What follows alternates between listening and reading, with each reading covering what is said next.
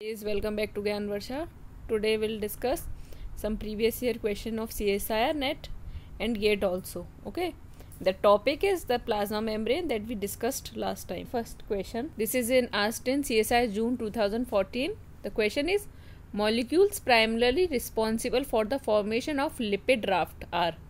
देखिए मैंने आपको बताया था कि लिपिड राफ्ट के लिए कौन कौन से मॉलिक्यूल रिस्पॉन्सिबल होते हैं.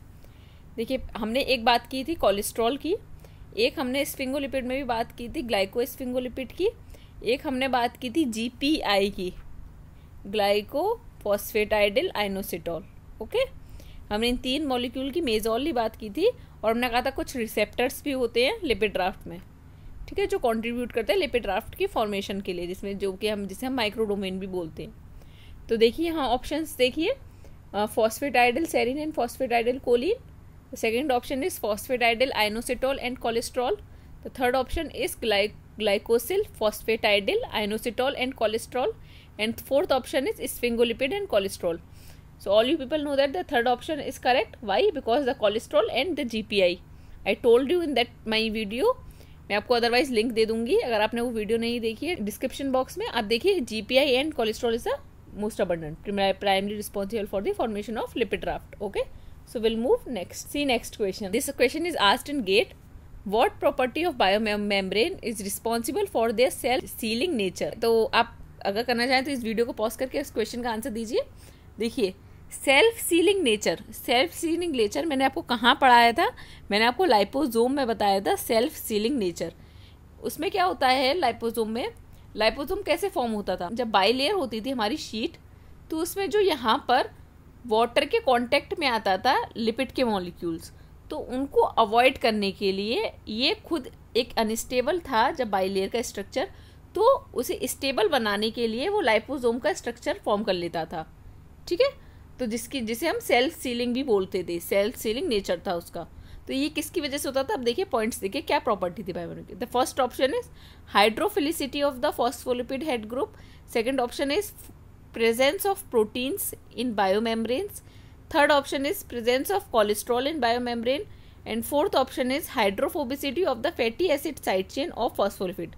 So the correct option is, as you people all know, that fourth option, because hydrophobicity of the fatty acid chain of phospholipid, this option is correct. Why? Because यहाँ पर जो water का content, जो water था वो phospholipid से touch हो रहा था, जिसकी वजह से ये अनस्टेबल हो रहा था, जिसकी वजह से लाइपोसोम बना रहा था, बाइलेयर जो है फॉर्म कर रहा था लाइपोसोम. और लाइपोसोम क्या है? सेल्फ सीलिंग नेचर जो हमने पढ़ा था. ठीक है, so will move next. This question is asked in CSI December 2011. The membrane lipid molecule assemble spontaneously into bilayer when placed in water and formed a close spherical structure, जो कि हमने अभी पीछे डिस्कस किया है, known as lysosome, peroxisome, liposome and endosome. We know that correct option is liposome. Why? Because मैंने अभी भी बताया आपको बाइलेयर था. बाइलेयर में क्या होता है? 2D स्ट्रक्चर बनाता है. ये लिपिड के जो मॉलिक्यूल्स हैं ये वाटर के कांटेक्ट में आते हैं. ये वाटर के कांटेक्ट में आते हैं तो ये मॉलिक्यूल अनस्टेबल होता है बाइलेयर का, जिसकी वजह से क्या बनाता है? ये लाइपोसोम का एक मॉलिक्यूल बना लेता है, लाइपोसोम का स्ट्रक्चर बना लेता है, जिसकी वजह से क्या होता है? सेल्फ सीलिंग नेचर रखता है अपने पास. और जो इसका जो अंदर ये जो बीच में हॉलो स्फीयर होता है जिसमें वाटर आ सकता है अंदर. ठीक है, will move next. This question is asked in CSI December 2018. If one of the two fatty acyl chain is removed from the phosphoglyceride by hydrolysis in solution, such phospholipid will form. देखिए मैंने आपको last अपनी video में बताया था, जो मैंने आपको डिस्कस की है फॉस्फोलिपिड वाली जो वीडियो है, मैंने आपको क्या बताया था कि ये कार्बन जो एक फैटी एसिड है वो किस में ऐसे आ रहा था? मिसेल्स में. हमने 3 स्ट्रक्चर पढ़े थे, एक हमने मिसेल्स पढ़ा था, एक हमने पढ़ा था बाइलेयर और एक हमने पढ़ा था लिपोसोम्स. ठीक है, तो मिसेल्स में हमने क्या पढ़ा था कि एक फैटी एसाइल की चेन थी, ठीक है, जो कि एक मिसेल बना रही थी और एक ही लेयर थी कार्बन की. ठीक है, तो the correct option is micelle. See the how many much easy questions are asked. This question is asked in CSI June 2012. Okay, phosphatidyl serine is an important component of biological membrane is located in. The first option is the outer leaflet but flip-flops to inner leaflet under specific condition. Second option is both the leaflets. Third option is the middle layer of the bilayer, and the fourth option is the inner leaflet but flip-flops to outer leaflet under specific condition. मैंने आपको बताया था कि फॉस्फेटाइडिल serine के बारे में मैंने आपको क्या बताया था कि ये कहाँ प्रेजेंट होता है, हमारा साइटोसोल में, और ये कहाँ मूव करता है, नॉन साइटोसोलिक में मूव कर जाता है। मैंने आपने देखी अगर मेरी लास्ट वीडियो, तो मैंने आपको बताया था कि साइटोप्लाज्मिक अगर हम उसमें बात करें तो उसमें मेजॉरिटी में जो फॉस्फेटाइडिल सेरीन है वो मेजॉरिटी में इनर लीफलेट में होता है, मीन साइटोसोलिक साइड में प्रेजेंट होता है, ठीक है।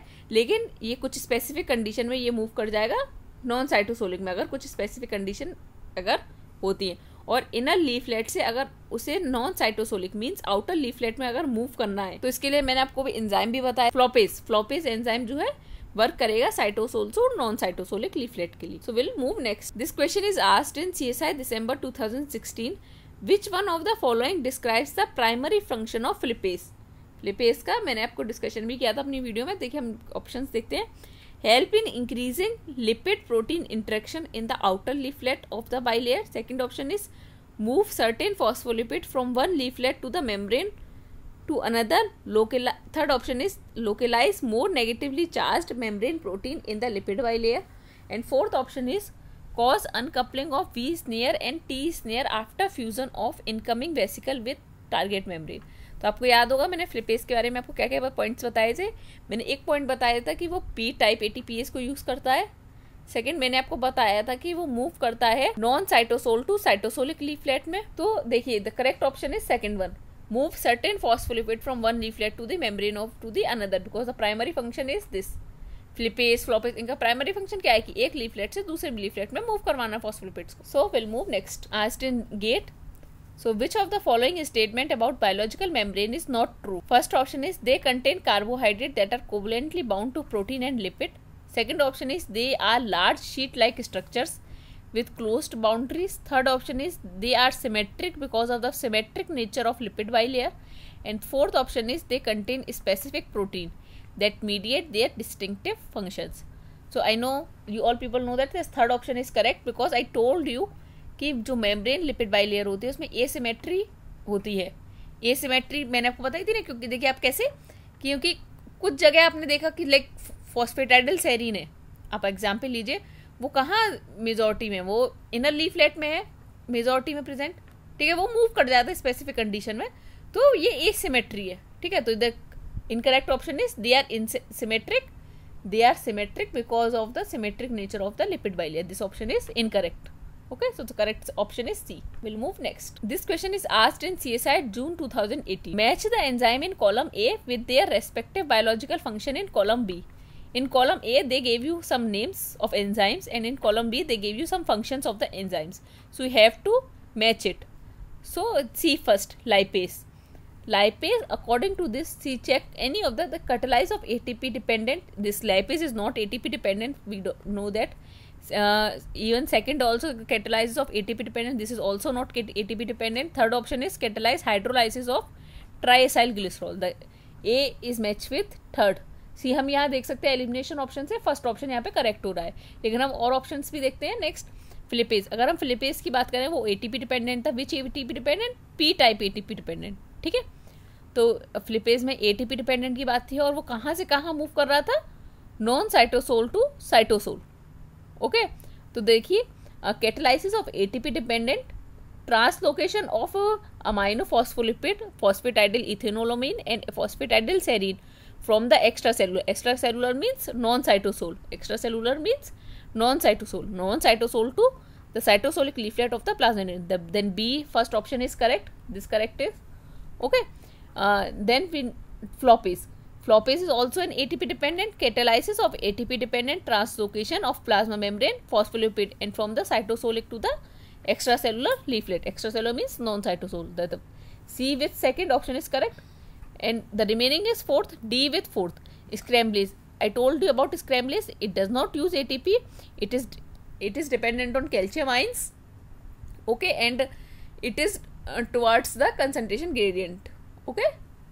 So catalyze the movement of any membrane phospholipid across the bilayer down its concentration gradient. So the correct option is first one, A third, B first, C second, D fourth. This question asked in CSI June 2015.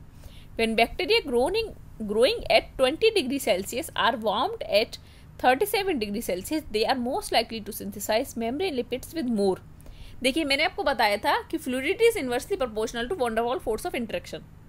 Okay, अब अगर आपने वो video देखी तो आपको easily आप इस question को सॉल्व कर लेंगे। देखिए आपको कोई बैक्टीरिया है वो 20 डिग्री सेल्सियस पे ग्रो करता है, अगर आप उसे शिफ्ट कर दें 37 डिग्री सेल्सियस पर, तो देखिए 20 डिग्री सेल्सियस पर उस पर जेल लाइक प्रॉपर्टीज होंगी, जेल मेम्ब्रेन लाइक, और 37 डिग्री सेल्सियस पे उस पर फ्लूइडिटी टाइप प्रॉपर्टीज होंगे। तो उसे अपनी जेल लाइक प्रॉपर्टी को मेंटेन करने के लिए तो वो क्या करेगा, उसे वही प्रॉपर्टी रिटेन करनी है। मतलब 20 डिग्री सेल्सियस से अगर आप 37 डिग्री सेल्सियस पे चले जाएंगे तो आपको अपनी अगर आप 20 डिग्री सेल्सियस से पे ही शुरू से रह रहे हैं तो आप चाहेंगे ना कि 37 डिग्री सेल्सियस पर भी आप 20 डिग्री सेल्सियस जैसा ही फील करें, तो आप अपने अंदर कोई चेंजेस करेंगे तो वो क्या होंगे।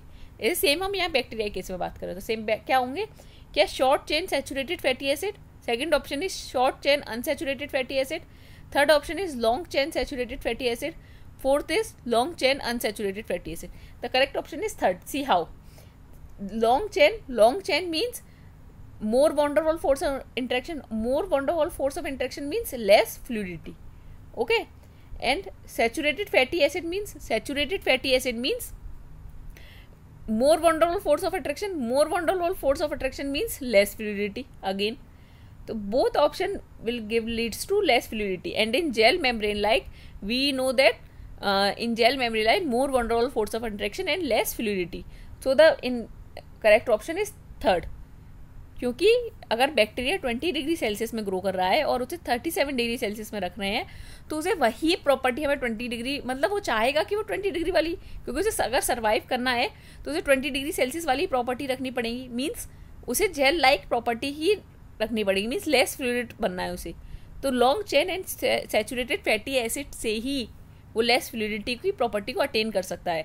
अदरवाइज आप देखिए लॉन्ग चेन होगा लेकिन अनसैचुरेटेड फैटी एसिड हो जाएगी, तो अनसैचुरेटेड फैटी एसिड से क्या होगा कि van der Waals force of interaction कम हो जाएगा क्योंकि किंक बन जाता है, और फ्लूइडिटी क्या हो जाएगी, ज़्यादा हो जाएगी। अगर हम short chain saturated fatty acid की बात करेंगे, शॉर्ट चेन में क्या होगा, van der Waals force of attraction कम हो जाएगा और फ्लूइडिटी ज़्यादा हो जाएगी।